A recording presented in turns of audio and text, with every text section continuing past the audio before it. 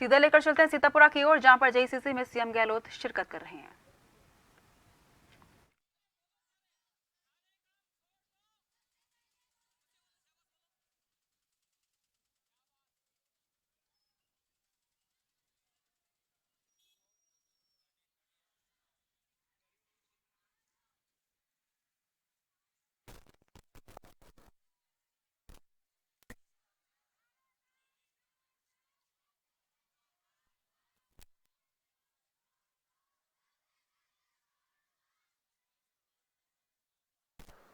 जीतो के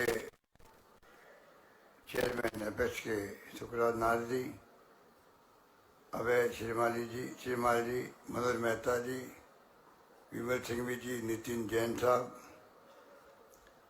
chairman Jaipur chapter Mahavir Chaudhary जी, director apex Ganpat Chaudhary जी, मोतीलाल जी ओसवाल, तेजराज जी गोरिछा, जसवंत मनोज जी और तमाम उपस्थित जीतो के तमाम कार्यकारिणी के सदस्यगण, भाई और बहनों, नौजवान साथियों, जीतो के कनेक्ट कार्यक्रम के उपलक्ष्य में हम सबको आज आने का सौभाग्य मिला। इसी बहाने आप सबसे मिलना संभव हुआ। जीतो के मीटिंग में पहले भी गया हूँ और मुझे इस बात का एहसास है, जैसा अभी चौधरी जी कह रहे थे कि जीतो सामाजिक और धार्मिक नहीं बल्कि एक प्रकार से उद्योग और व्यापार के संबंधित जो एक्टिविटी हो सकती है वो एक प्लेटफॉर्म प्रदान करता है। पर आप लोगों ने पिछले 15-16 साल के अंदर जिस प्रकार से इसका फैलाव किया है अनेकों मुल्कों के अंदर, बताया गया करीब 26 मुल्कों में इसकी ब्रांचेज हैं। नियमित रूप से आप लोग अधिवेशन करते हैं, बातचीत करते हैं, कनेक्ट होते हैं एक दूसरे से। शायद इसीलिए आज के प्रोग्राम का नाम भी जीतो कनेक्ट 2023 रखा गया। मेरे पूर्व वक्ताओं ने कई बातें कही, मैं उनको रिपीट नहीं करना चाहूँगा,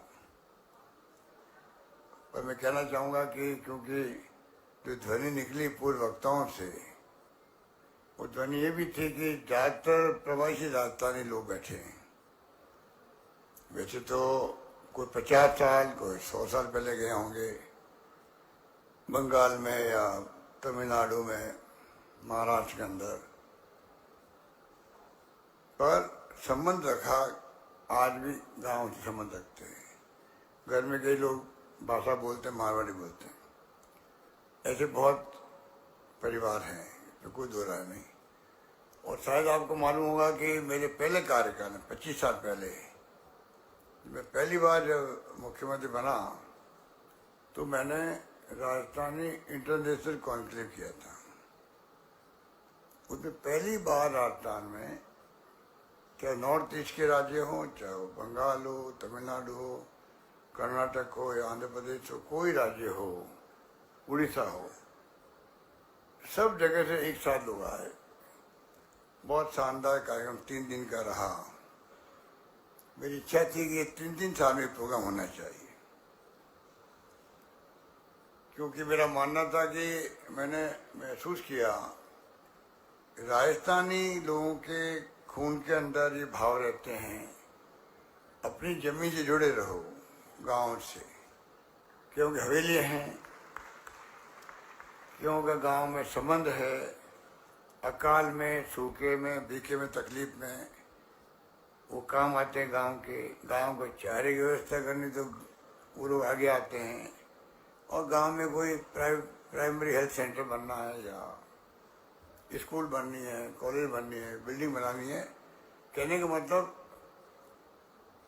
हेल्प करने में कभी पीछे नहीं रहते और वो अपने गांव से संबंध रखते ही रखते हैं,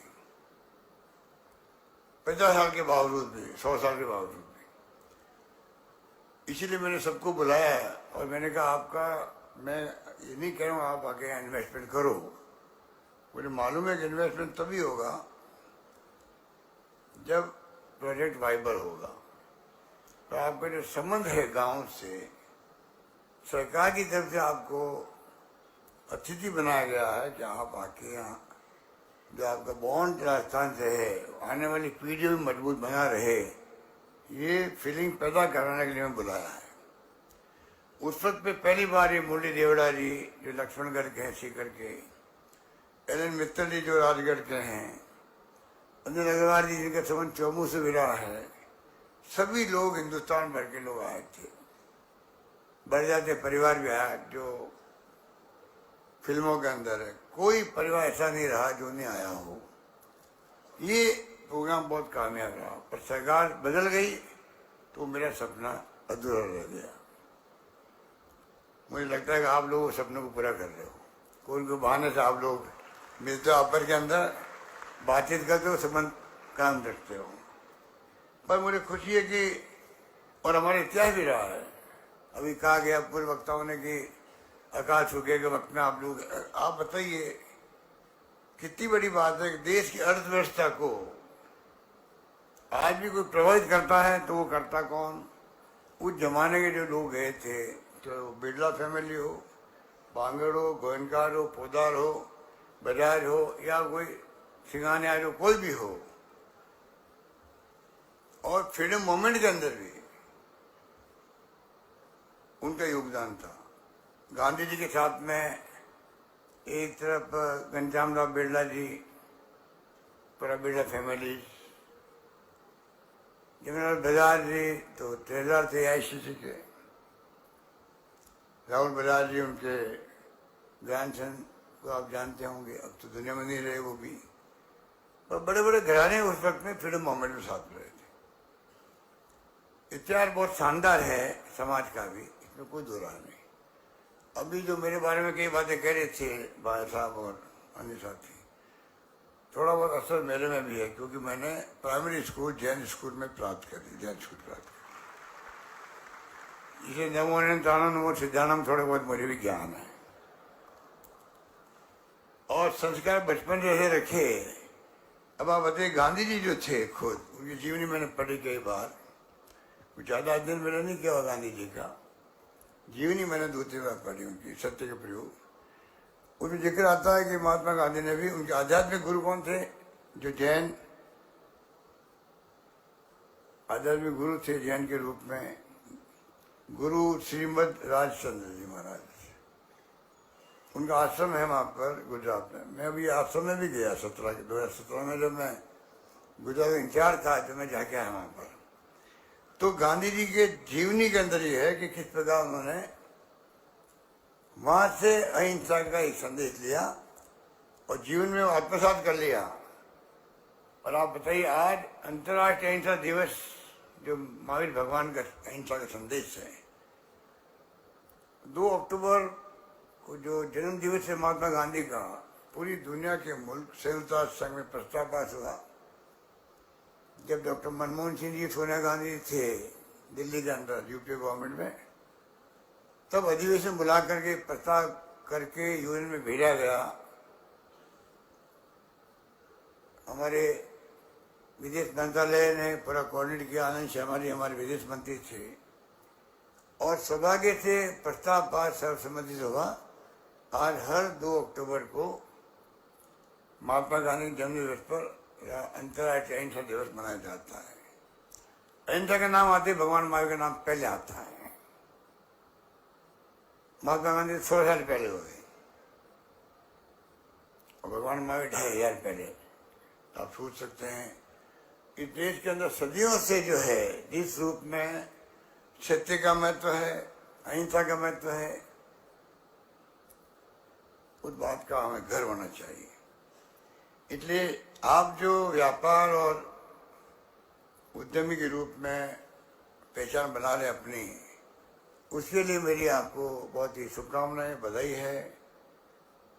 व्यापार में, उद्यमी में आप आगे बढ़ें। राजस्थान सरकार ने भी इस क्षेत्र में बहुत सारे फैसले किए। सरकार बनते हमने MSME का एक्ट बना दिया असेंबली के अंदर। जितना भी जैसे शिवाजी जी कह रहे थे आपको, राजस्थान फाउंडेशन के हमारे ये करता यही है, पूरे देश के अंदर तमाम प्रवासियों से संपर्क इनका ही है कि हम लोगों ने कानून बनाया, सरकार बनते ही 5 साल तक सरकार के पास आने की जरूरत नहीं, कोई भी व्यक्ति अपना काम कर सकता है। मैं समझ नीति हमारी जो है, आप सोच लीजिए कि रिस्क 2019, 22, 23 राजस्थान इन्वेस्टमेंट जो पॉलिसी बनी है वो अपग्रेड होती जाती है, कस्टमाइज पैकेज अलग मिलता है। शायद आपको मालूम ही होगा, मुझे कहने की आवश्यकता नहीं, कि आज इन्वेस्टमेंट फ्रेंडली राजस्थान की जो पॉलिसी है उसको पूरे देश के उद्यमी को मालूम है। और मैं सोचता हूँ इसी कारण से अभी जब हमने इन्वेस्ट राजस्थान किया था तो 10.5 लाख करोड़ के MOU साइन हुए, LOI जारी हुए हैं और 55% जो है, सबसे बड़ी बात यह है, मेरे वाइब्रेंट गुजरात भी होता है, राजस्थान के अंदर कॉन्क्लेव भी होते हैं, हर राज्य करते, यूपी भी करते हैं, आजकल सब करते हैं, पर 55% हमारे MOU LOI है वो आगे बढ़ रहे हैं। ये शुभ संकेत राजस्थान के लिए। राजस्थान की जो है, आपको जान के खुशी होगी, उत्तर भारत में राजस्थान आज आर्थिक विकास दर में नंबर 1 है उत्तर भारतीय राज्यों के अंदर।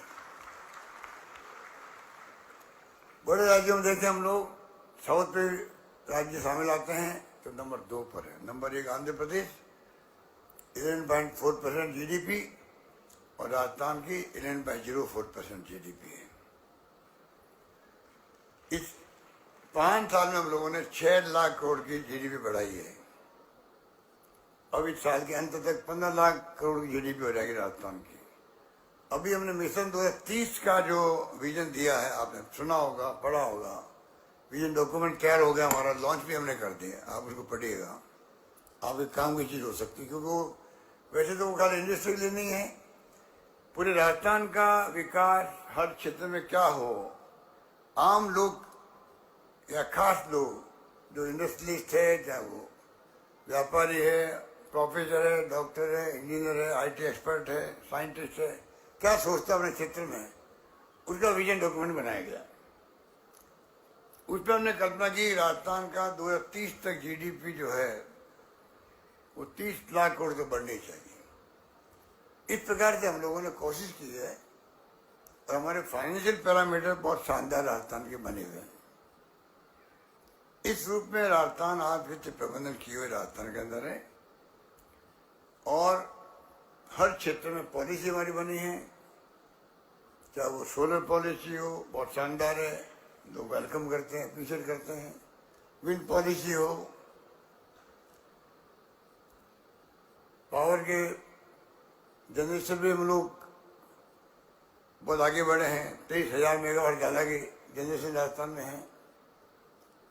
तो तमाम क्षेत्रों की पॉलिसी, चाहे वो इलेक्ट्रिक व्हीकल भी क्यों नहीं हो, हर पॉलिसी जो बनी है, टूरिज्म पॉलिसी बनी हम लोगों ने। और टूरिज्म को आपको मालूम होगा, मेरे ख्याल से देश में मुझे पता नहीं, क्योंकि मैं 35 साल पहले मिनिस्टर था केंद्र में, इंदिरा गांधी जी के साथ में डिप्टी मिनिस्टर था और राजीव गांधी के साथ में मैं स्टेट मिनिस्टर था, असिस्टेंट टू प्राइम मिनिस्टर।